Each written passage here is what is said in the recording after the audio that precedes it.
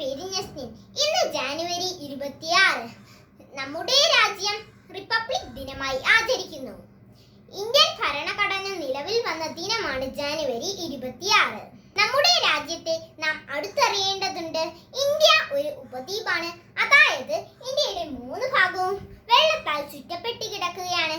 ഇന്ത്യയുടെ വടക്ക് ബംഗാൾ ഉൾക്കടലും, പടിഞ്ഞാറ് അറബിക്കടലും, തെക്ക് ഇന്ത്യൻ മഹാസമുദ്രവും, വടക്ക് ഹിമാലയ പർവ്വത നിരകളുമാണ് ഇന്ത്യയുടെ അതിരുകൾ. വലിപ്പത്തിന്റെ കാര്യത്തിൽ ഇന്ത്യ 7ാം സ്ഥാനത്താണ്. ശ്രീലങ്ക, ബംഗ്ലാദേശ്, ഭൂട്ടാൻ, നേപ്പാൾ, മ്യാൻമാർ, ചൈന, പാകിസ്ഥാൻ, അഫ്ഗാനിസ്ഥാൻ എന്നിവയാണ് ഇന്ത്യയുടെ അയൽ രാജ്യങ്ങൾ. 28 സംസ്ഥാനങ്ങളും 8 കേന്ദ്രഭരണ പ്രദേശങ്ങളും ചേർന്നതാണ് നമ്മുടെ ഇന്ത്യ. അറബിക്കടലിൽ സ്ഥിതി ചെയ്യുന്ന ലക്ഷദ്വീപും ബംഗാൾ ഉൾക്കടലിൽ സ്ഥിതി ചെയ്യുന്ന ആൻഡമാൻ നിക്കോബാർ ദ്വീപുകളും ഇന്ത്യയുടെ ഭാഗങ്ങളാണ്.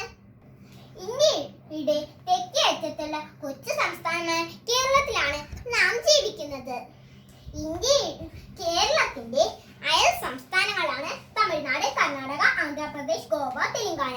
ഗോവയാണ് ഏറ്റവും ചെറിയ സംസ്ഥാനം. ഇന്ത്യയുടെ മധ്യഭാഗത്താണ് മഹാരാഷ്ട്ര, മധ്യപ്രദേശ്, ഛത്തീസ്ഗഡ്, ഒഡീഷ, ജാർഖണ്ഡ്, വെസ്റ്റ് ബംഗാൾ എന്നിവ. പടിഞ്ഞാറ് ഭാഗത്താണ് ഗുജറാത്തും രാജസ്ഥാനും. ഇന്ത്യയിലെ ഏറ്റവും വലിയ മരുഭൂമിയായ താർ മരുഭൂമി രാജസ്ഥാനിലാണ് സ്ഥിതി ചെയ്യുന്നത്. രാജസ്ഥാനാണ് ഇന്ത്യയിലെ ഏറ്റവും വലിയ സംസ്ഥാനം.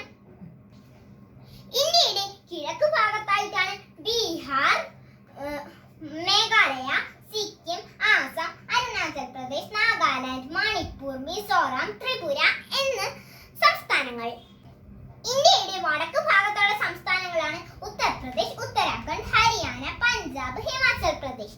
ഇന്ത്യയുടെ ഏറ്റവും മുകളിൽ ഉണ്ടായിരുന്ന ജമ്മു ആൻഡ് കാശ്മീർ ഡിവൈഡ് ചെയ്ത് ലഡാക്കും ജമ്മു ആൻഡ് കാശ്മീരും എന്ന പേരുള്ള 2 കേന്ദ്രഭരണ പ്രദേശങ്ങളാക്കി മാറ്റിയിരിക്കുന്നു.